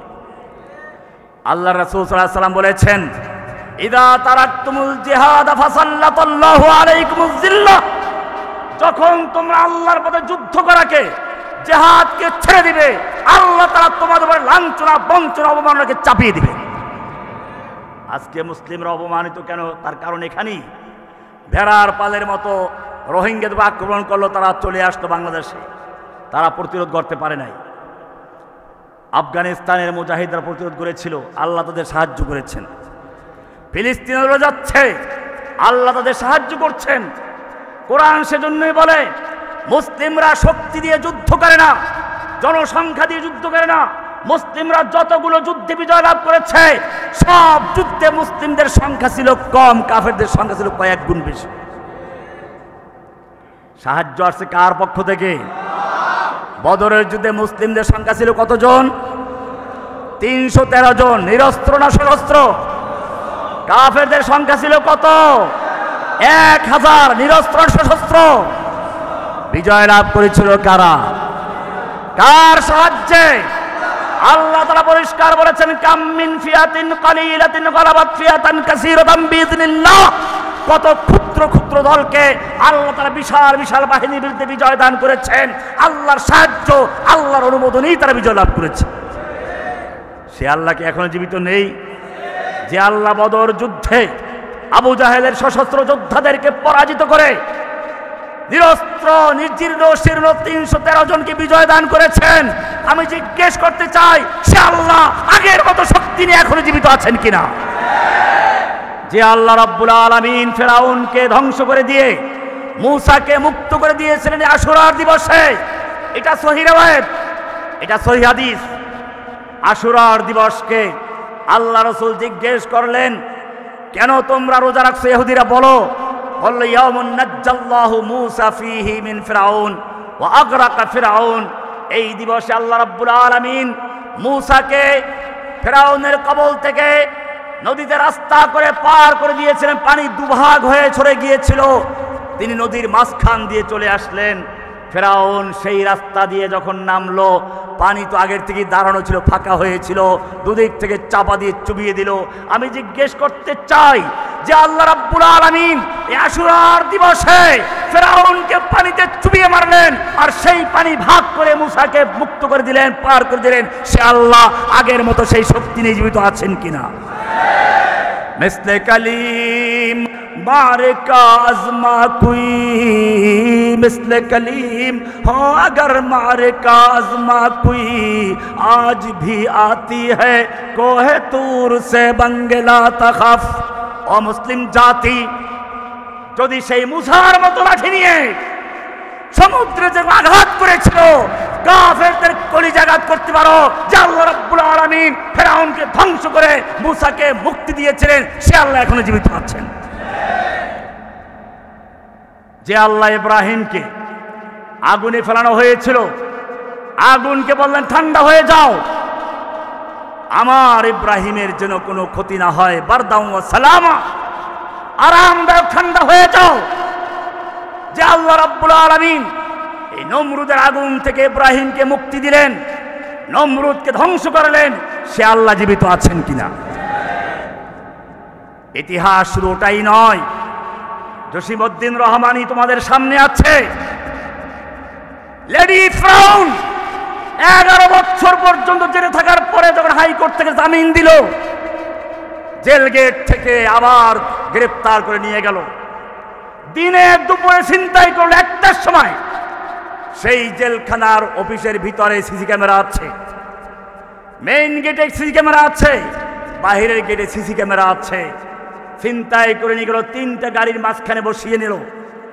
এরপরে সেই মিন্টু রোডের বেইলি রোডের সেই সিটিডিসি ভবনে নিয়ে গেল, সেখানে সামনে ক্যামেরা আছে। যেই আয়নাঘরে আমাকে রাখা হলো সেখানেও ক্যামেরা ছিল। এরপরও প্রচার করা হলো জসিমউদ্দিন রহমানী জেল থেকে বের হয়ে গেছে জামিনে, তাকে খুঁজে পাওয়া যাচ্ছে না, ধরার জন্য চেষ্টা করা হচ্ছে। আর এদেশের কতগুলো পত্র পত্রিকা সেই মিথ্যা খবরটাকে প্রচার করলো। এরপরে হাসিনা আবার আমাকে নাটক করে মামলা দিয়ে জেলখানায় ঢুকিয়ে দেয়। আল্লাহ রাব্বুল আলামিন বললেন থামো। যে আল্লাহ মূসাকে মুক্ত দিয়েছিলেন, ফিরআউনকে ধ্বংস করেছিলেন, যে আল্লাহ ইব্রাহিমকে আগুন থেকে নাজাত দিয়েছিলেন, নমরুদকে ধ্বংস করেছিলেন, সে আল্লাহ জীবিত আছে। সে আল্লাহ নব্য ফিরআউন লেডি ফিরআউনকে বাংলাদেশ থেকে বিতাড়িত করে ধ্বংস করে তাড়িয়ে দিয়ে তুমি জসিমউদ্দিন রহমানীকে মুক্ত আকাশে যাওয়ার ব্যবস্থা করে দিচ্ছে। আল্লাহ জীবিত আছেন কিনা? আজ भी जुकर इब्राहिम का ईमा पैदा आज भी जो करे इब्राहिम का ईमान पैदा, आग कर सकती है अंदाज़ गुलिस्ता पैदा। হে মুসলিম জাতি, যদি সত্যিকার অর্থে ঐক্যবদ্ধভাবে ইব্রাহিমের মতো ঈমান নিয়ে, চেতনা নিয়ে, তাওহীদ নিয়ে বাতিলের সামনে সত্য প্রাচীর হয়ে দাঁড়াতে পারো, আল্লাহ বলছেন ইন্নাল্লাহা ইউহিব্বুল্লাযীনা ইউকাতিলুনা ফী সাবিলিহি সাফফান, নিশ্চয় আল্লাহ ভালোবাসেন ওই সকল লোকদেরকে। আল্লাহর ভালোবাসা আমরা সকলে চাই না? আল্লাহর ভালোবাসা চায় কেমন করে মুসলমানরা? যারা আল্লাহর ভালোবাসা চায়, আমরা সকলে চাই কিনা? আল্লাহর ভালোবাসা চাই কিনা? কে কে আল্লাহর ভালোবাসা চায় হাত তুলে দেখান, লিল্লাহি তাকবীর। আল্লাহর ভালোবাসা চাই। আল্লাহ কাদেরকে ভালোবাসেন তা জানতে হবে না? সূরা সফের 4 নম্বর আয়াত পড়ুন। ইন্নাল্লাহা ইউহিব্বুল্লাযীনা ইউকাতিলুনা ফী সাবিলিহি সাফফান, নিশ্চয় আল্লাহ ভালোবাসেন ওই সমস্ত লোকদেরকে। আল্লাহ ভালোবাসেন। কে ভালোবাসেন? কাদেরকে? ইন্নাল্লাহা ইউহিব্বুল্লাযীনা ইউকাতিলুনা ফী সাবিলিহি সাফফান, যারা আল্লাহর রাস্তায় যুদ্ধ করে কাতারবন্দি হয়ে, নাকি পালায়, ভাগনে ওয়ালোं के आगे मरने वालों के पीछे, যারা আবু সাঈদের মতো বুক পেতে দেয়, কাতারবন্দি হয়ে যুদ্ধ করে। জুলাই আগস্টে আমি সেই সব ছেলেদের জন্য দোয়া করছি, আল্লাহ তাআলা তাদের ত্যাগ কোরবানিকে কবুল করে নেন, আমিন। আল্লাহ তাআলা এটাই বলেছেন, যারা বাতিলের সামনে বুক পেতে দিতে পারে। হুসাইনের এই শিক্ষা আজকের দিনে, তিনি বাতিলের সামনে মাথা নত করেন নাই। ইয়াজিদের কাছে বায়াত দিলে চলতো, তিনি বলেছেন না, বাতিলের কাছে মাথা নত করার জন্য ইমাম হুসাইন তৈরি হয় নাই। মর্দে মুমিন বাতিল সে হরগিজ খৌফ খা सकता नहीं, সর কাটা सकता है लेकिन সর ঝুকা सकता नहीं। কোন বাতিলের সামনে মাথা নত করার জন্য মুমিন তৈরি হয় নাই। মুমিন তার গর্দান কাটাতে পারে, ঝুকাতে শিখে নাই। এরকম যখন দাঁড়ায়, আল্লাহ তাআলা বলেন ইন্নাল্লাহা ইউহিব্বুল্লাযীনা ইউকাতিলুনা ফী সাবিলিহি সাফফান, যারা আল্লাহর রাস্তায় কাতারবন্দি হয়ে যুদ্ধ করে। কান্নাহুম বুনিয়ানুম মারসুস, যেন সীসা গলা প্রাচীর। কি প্রাচীর? কি প্রাচীর? সীসা গলা প্রাচীর। আরব যারা বলে কি প্রাচীর? নাকি ইটের প্রাচীর? পার্থক্য কি? ইটের প্রাচীর বলেন নাই, সীসা গলা প্রাচীর বলেছেন। ইটের প্রাচীর এক পাশে বাড়ি মারলে ভেঙে গেলে অপর পাশ দাঁড়ায় থাকতে পারে, কিন্তু সীসা গলা প্রাচীর একটা, পড়লে পুরোটা পড়ে যাবে, পুরোটা দাঁড়িয়ে থাকবে। মুমিনরা যুদ্ধ করবে সেভাবে, একটা লোক পালাবে না, গুলি খেলে সামনে চলবে। এটাই বলেছেন কান্নাহুম বুনিয়ানুম মারসুস, যেন তারা সীসা গলা প্রাচীর, একটা পড়লে 10টা দাঁড়িয়ে যায়। সেটাই দেখেছিল স্বৈরাচারের আমলে। পুলিশ বলেছে একটা গুলি করলে একটাই মরে, তার বিরুদ্ধে 10টা 4টা দাঁড়িয়ে যায়। এটাই হচ্ছে আয়াতের তাফসীর। ওরা হয়তো এই আয়াতটা পড়ে নাই, কিন্তু আল্লাহ তাআলা ওদেরকে দেখিয়ে দিয়েছেন কান্নাহুম বুনিয়ানুম মারসুস, যেন তারা সীসা গলা প্রাচীর। এভাবে যারা জীবন দেয়, ইমাম হুসাইনের সত্যিকার অনুসারী তারা, যারা বুক চাপড়ায়, যারা গাল ভাঙ্গে। এই ময়দানে তো একাই শহীদ হন নাই। খুবাইব রাদিয়াল্লাহু তাআলা আনহু, মক্কার সবচেয়ে বড় সাহিত্যিক কবি, তাকে শুলিবিদ্ধ অবস্থায় বলা হলো, খুবাইব তোমার মতো একজন কবি সাহিত্যিক, মক্কার ফখর, আরবের গৌরব, আরবি সাহিত্য তোমাকে দিয়ে দলিল পেশ করে, তোমার মতো লোককে ফাঁসি দিতে, শুলিবিদ্ধ করতে আমাদের কষ্ট হচ্ছে। তুমি খালি বলো তোমাকে ছেড়ে মুহাম্মদকে তোমার জায়গায় রাখো, আমরা তোমাকে ছেড়ে দিব। খুবাইব রাদিয়াল্লাহু তাআলা আনহু গর্জে উঠলেন। বুখারী কিতাবুল মাগাজি খুলে দেখুন, ফালাস্তু বালি হিনা উক্তালু মুসলিমা আলা আইয়ি শাক্কিন কানা ফিল্লাহি মাসরাঈ ওয়াযালিকা ফি যাতিল্লাহি ওয়া ইয়াশা ইবারিক লি ফি আওসালি শিলবিন মুমাজ্জাই। ওই কাফেরের দল, আমার নবীকে আমার জায়গায় রেখে দেওয়া হবে, আমি আরামে থাকবো। ওয়ানা ফি আহলি বিআওলাদি ওয়াজওয়াজি, আমি আমার স্ত্রী সন্তানদেরকে নিয়ে আমি বিছানায় আরামে থাকবো, আর আমার নবীর পায়েটা কাটা বিদ্ধ হবে তাও তো বরদাস্ত করবো না। কবিতা পড়লেন, তার হাত কেটে ফেলা হলো, পা কেটে ফেলা হলো, চোখ উপড়ে ফেলা হলো, শুলিবিদ্ধ অবস্থায় তাকে হত্যা করা হলো। কই তার জন্য তো কেউ হায় হাসানের মতো খুবাইবা বলে না কেউ। আল্লাহর নবীর চাচা হামজা রাদিয়াল্লাহু তাআলা আনহুকে উহুদের যুদ্ধে হত্যা করে তার কলিজা বুক চিরে কলিজা বের করে তারপরে হিন্দা চাবিয়েছিল, তার জন্য তো কেউ বলে হামজা তো বলে না কেউ। সুমাইয়া রাদিয়াল্লাহু তাআলা আনহা ইসলামের প্রথম নারী শহীদা, যার লজ্জাস্থানে বর্ষা দিয়ে আঘাত করে করে হত্যা করা হয়েছে, কই তার জন্য তো কেউ স্লোগান দেয় না সুমাইয়া। এরকম কত সাহাবীদের হত্যা করা, খুবাইবকে, খাব্বাবকে, কত মানুষকে কষ্ট দেওয়া হলো, হত্যা করা হলো।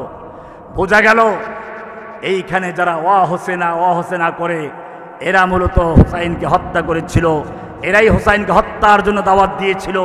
যখন বিপদ দেখেছে তার দল ত্যাগ করে এজিদের দলে যোগ দিয়েছে। এদেরকে আল্লাহ ভালোবাসেন না, আল্লাহ ভালোবাসেন তাদেরকে যারা ইমাম হুসাইনের মতো সিংহের মতো গর্জে উঠে।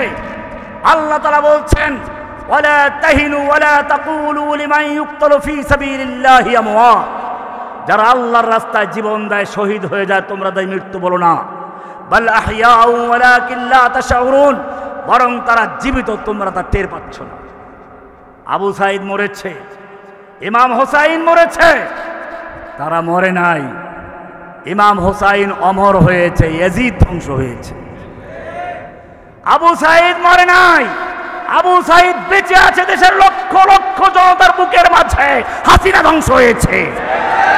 কতলে হুসাইন দর হकीकत মুরগে यजीद है, कत्ल हुसैन दर हकीकत मुर्गे यजीद है, इस्लाम जिंदा होता है हर करबला के बाद। এক একটা কারবালা ঘটে, এক একজন হুসাইন জীবিত হয়ে যায়, আর যুগে যুগে ইয়াজিদরা ধ্বংস হয়ে যায়। এক একটা কারবালা আসে, আবু সাঈদরা শহীদ হয়ে যায়, লেডি ফেরাউনরা দেশ থেকে ধ্বংস হয়ে যায়। সুতরাং মনে রাখতে হবে, এই সব লোকদের প্রতি এখনো অনেকে দয়া দেখাচ্ছে, তাদেরকে প্রতিষ্ঠা করার চক্রান্ত চলছে। আমি পরিষ্কার, আমি কোনো দল করি না, কোনো দলের পক্ষে বক্তব্য দেই না, কিন্তু কোরআন হাদিস অনুযায়ী বলতে চাই, যুগে যুগে যারা শয়তানের পক্ষ নিয়েছে, বিতাড়িত শয়তানের পক্ষ নিয়েছে, ইতিহাসে যুগে যুগে তারা ধ্বংস হয়েছে, পরাজিত হয়েছে, লাঞ্ছিত হয়েছে, ইতিহাস থেকে তারা মুছে গেছে। এজন্য আমাদের সামনে আরো বিপ্লব রয়েছে। ইমাম হোসাইনের সৈনিকদের সামনে আজকে বিপ্লব রয়েছে। ইমাম হোসাইন জীবন দিয়েছেন সত্যের জন্য, ইমাম হোসাইন রক্ত দিয়েছেন আল্লাহর দ্বীনকে সঠিকভাবে পৃথিবীতে প্রতিষ্ঠা করার জন্য। ইমাম আহমদ বিন হাম্বল রহমাতুল্লাহ আলাইহি জেলখানায় নির্যাতিত হয়েছেন। ইমাম মালিক রহমাতুল্লাহ আলাইহিকে চামড়ার কোড়া দিয়ে পিটানো হতো। ইমাম আবু হানিফা রহমাতুল্লাহ আলাইহি জেলে মারা গেছেন। কোন রাওয়ায়াতে জেলে মারা গেছেন, কোন রাওয়ায়াতে জেল থেকে মুক্তি দেওয়া হয়েছিল, গৃহবন্দী অবস্থা মারা গেছেন, বন্দী অবস্থা মারা গেছেন। ইমাম ইবনে তাইমিয়া রহমাতুল্লাহ আলাইহি জেলখানায় মারা গেছেন। সৈয়দ কুতুব রহমাতুল্লাহ আলাইহি জেলখানায় মারা গেছেন। বাংলাদেশের কোরআনের পাখি আল্লামা সাঈদী সাহেব জেলখানায় বন্দী অবস্থায় মারা গেছেন।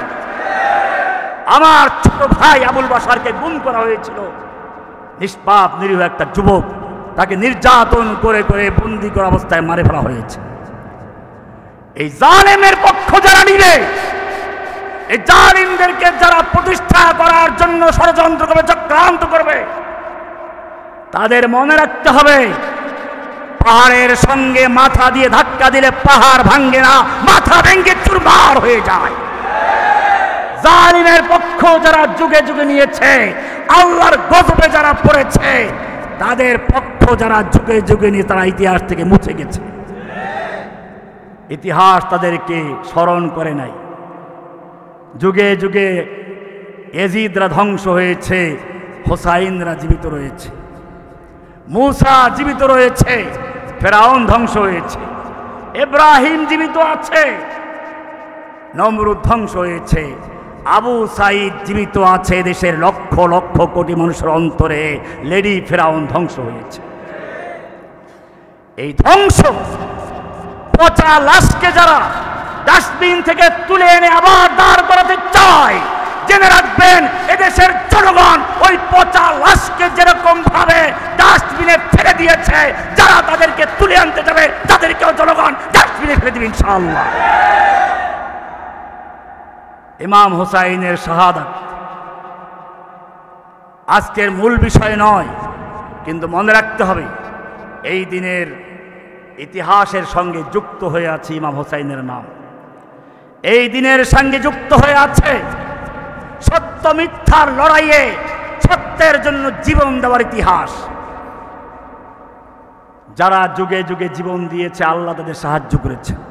ইয়াজিদের অনুসারীরা, সেই ইয়াজিদের দরবারের লোকেরা যেরকম বলেছিল ইমাম হুসাইন বুজুর্গ মানুষ, তবে দেশ চালাতে পারবে না, ঠিক তেমনি ভাবে বর্তমানেও ইয়াজিদের বাহিনীর লোকেরা প্রচার করে আলেম ওলামারা দেশ চালাতে পারবে না, তাদের কাছে জিন ছাড়াইতে যাও, ভূত ছাড়াইতে যাও, পানি পড়ার জন্য যাও, তাবিজের জন্য যাও, কিন্তু রাষ্ট্র চালাবার দায়িত্ব তাদের দেওয়া যাবে না।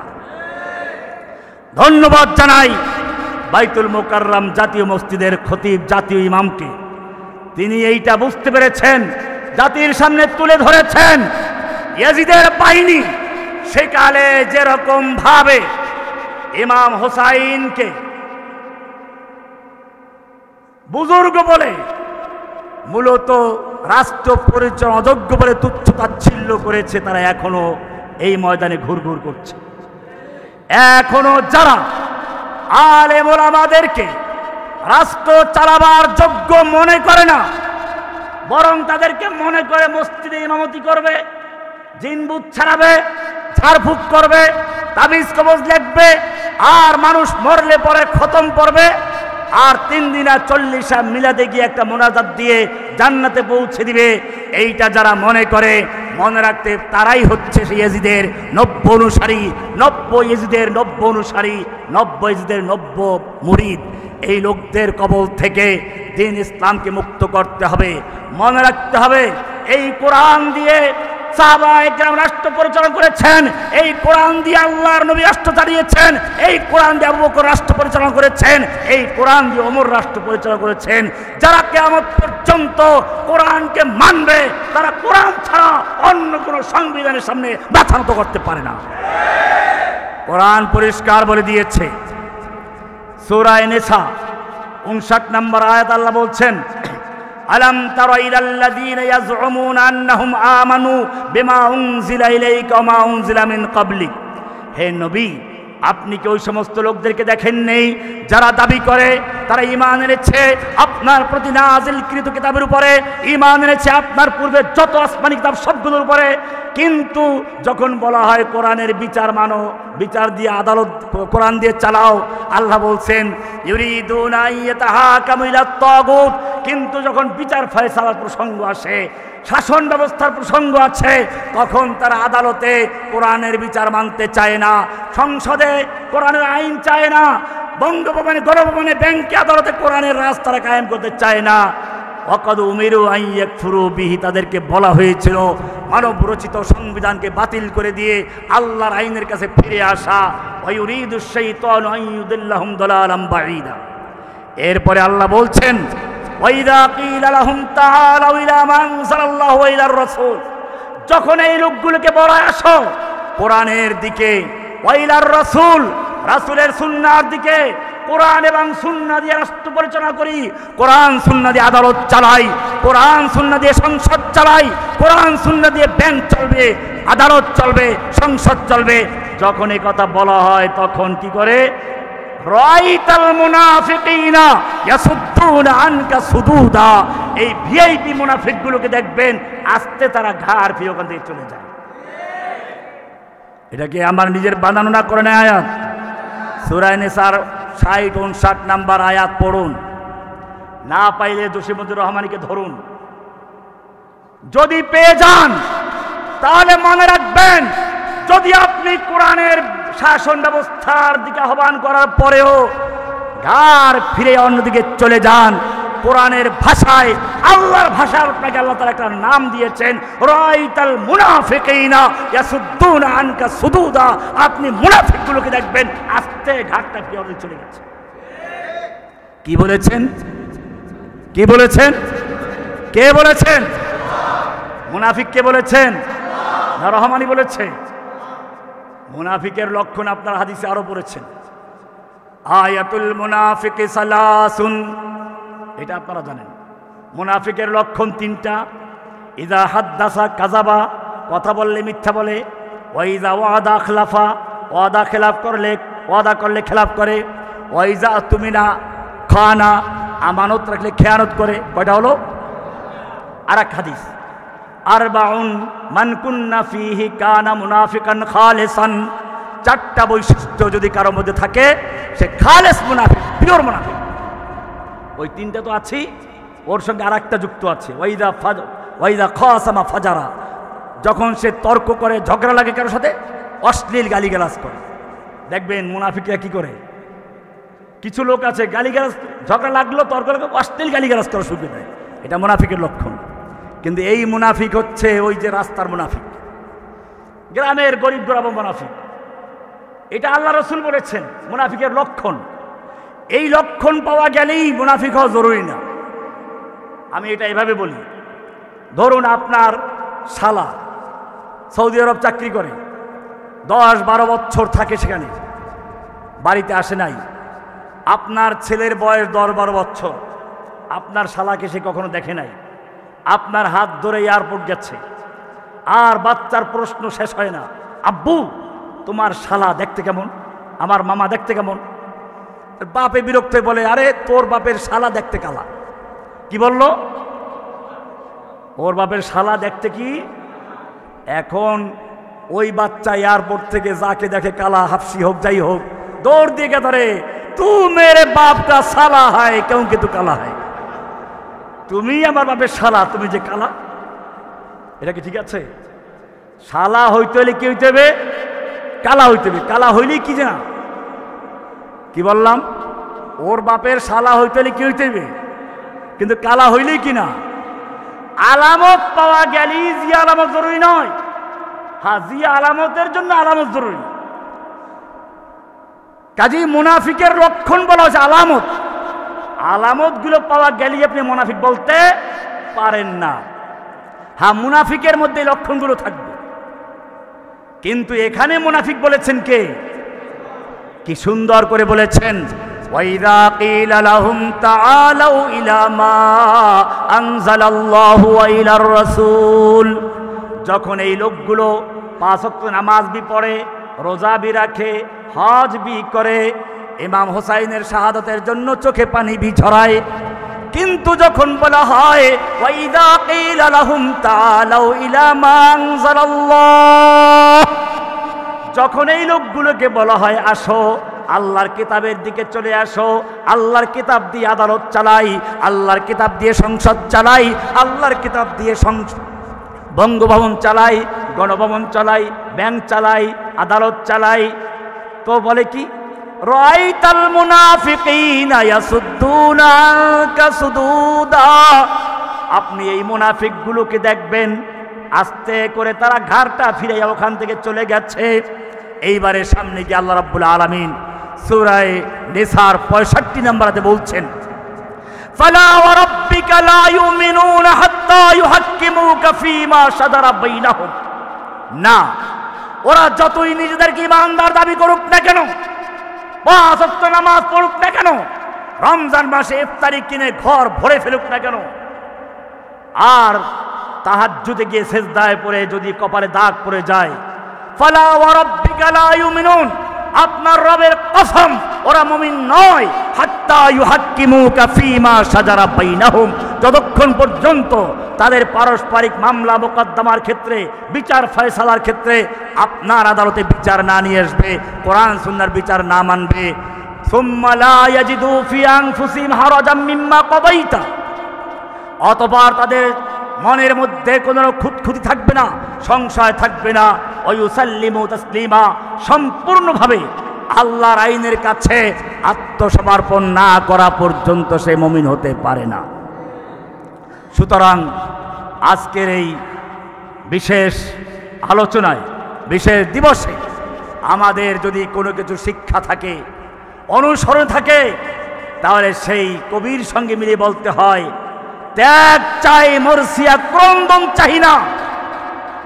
যদি আল্লাহর দিনের জন্য প্রয়োজন হয়, বাতিলের সামনে বুক টান করে দেওয়ার জন্য ইমাম হুসাইনের আদর্শ যদি কেউ বাস্তবায়ন করতে চায়, আল্লাহ বলছেন, একদল লোক বলল আমরা আল্লাহকে ভালোবাসি, নাহনু আবনাউল্লাহি ওয়া আহিব্বাউহু, আমরা আল্লাহর সন্তান, আল্লাহর নাতিপুতি। কারা বলেছিল? কারা বলেছিল? কোরআনে আছে, কোরআন তো পড়বেন না, কোরআনে আছে, নাহনু আবনাউল্লাহি ওয়া আহিব্বাউহু, আমরা আবনা মানে আল্লাহর সন্তান, আল্লাহর নাতিপুতি। সন্তান আবার তেজ্য পুত্র হতে পারে না, না, ওয়া আহিব্বাউহু, আল্লাহর প্রিয় সন্তান, নাতিপুতি, তেজ্য নাতিপুতি না। আল্লাহ বললেন, আল্লাহ তার সত্যিকার আল্লাহকে ভালোবাসো, কুল ইন কুনতুম তুহিব্বুনাল্লাহ ফাত্তাবিউনি ইউহিব্বুকুমুল্লাহ, যদি সত্যিকার এই নবী আপনি বলে দিন, আপনি জানিয়ে দিন, ইন কুনতুম তুহিব্বুনাল্লাহ, যদি তোমরা সত্যি আল্লাহকে ভালোবাসো, আল্লাহর ভালোবাসার দাবি যদি সত্য হয়, ফাত্তাবিউনি, আমাকে অনুসরণ করো। আমি যেরকম ভাবে ইকামত দিনের জন্য বদরে, উহুদে, খন্দকে যুদ্ধ করেছি, লোহার পোশাক পরেছি, দান দান শহীদ করেছি, যদি সত্যিকার অর্থে আমার ভালোবাসা চাও, আল্লাহ বলছেন আমার ভালোবাসা চাও, হে নবী বলে দিন আমার অনুসরণ করো। কার অনুসরণ করতে বলা হয়েছে? নাকি রসুলের আমি মিষ্টি খেতে বলেছি? মিষ্টি খান, আমি আপত্তি করব না, কিন্তু অনুসরণ করে। ইমাম ইব্রাহিম আলাইহিস সালামকে একদল লোক ভালোবাসার দাবি করল, স্লোগান দিল, কোরআন বলছে কুনু হুদান আও নাসারা তাহতাদু, ইব্রাহিমকে যারা ভালোবাসো তারা ইহুদি খ্রিস্টান হয়ে যাও। আল্লাহ বলছেন না, মা কানা ইব্রাহিম ইহুদিয়্যান ওয়ালা নাসরানিয়্যান ওয়ালাকিন কানা হানিফান মুসলিমা, ইব্রাহিম ইহুদিও ছিলেন না, খ্রিস্টান ছিলেন না, তিনি ছিলেন হানিফা মুসলিমা। হানিফ মানে হলো সমস্ত বাতিলকে বর্জন করে, ত্যাগ করে শুধু একজনকে গ্রহণ করেন। কাকে? ইব্রাহিম তাই ছিলেন। কুল ইন্না সালাতি ওয়া নুসুকি ওয়া মাহইয়ায়া ওয়া মামাতি লিল্লাহি রাব্বিল আলামিন, নিজের জীবন দিলেন, আগুনে ঝাঁপিয়ে পড়লেন, বাতিলের সামনে মাথা নত করেন নাই। আবার সন্তানের জীবন দেওয়ার জন্য হুকুম হলো, সন্তানের গলায় ছুরি চালিয়ে দিলেন, পরীক্ষা দিলেন নিজের জীবন দিয়ে, পরীক্ষা দিলেন সন্তানের জীবন দিয়ে, পরীক্ষায় পাশ করেছেন, আল্লাহ সাহায্য করেছেন। এটাই হচ্ছে ভালোবাসার বাস্তবায়ন, ভালোবাসার প্রমাণ। ঠিক এখনো যদি কেউ সত্যিকার অর্থে ইমাম হোসাইনকে ভালোবাসে, তাহলে এই বুক চাপড়ানো আর গাল থাপড়ানো আর জামা কাপড় ছিঁড়ে ফেলা, রক্তপাত ঘটানো মুসলিমদের তরিকা নয়।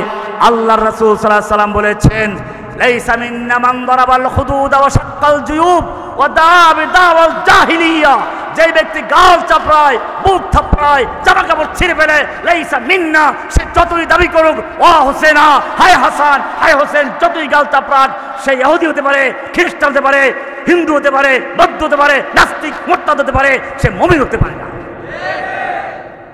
সুতরাং আর লম্বা নয়, আশুরার শিক্ষা, মুহররমের শিক্ষা, বাতিল সে দবনে ওয়ালে नहीं है आसमान हम सौ बार कर चुका है तू इम्तिहान हमारा, বাতিলের সামনে মাথা নত করার মতো লোক আমরা নই, তুমি আমাদের বারবার পরীক্ষা করেছো।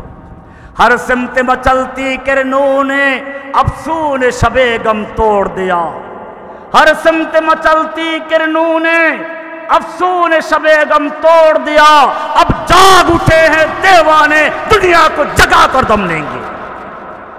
বাংলার যুবকরা জেগে উঠেছিল, আল্লাহ বিজয় দিয়েছেন।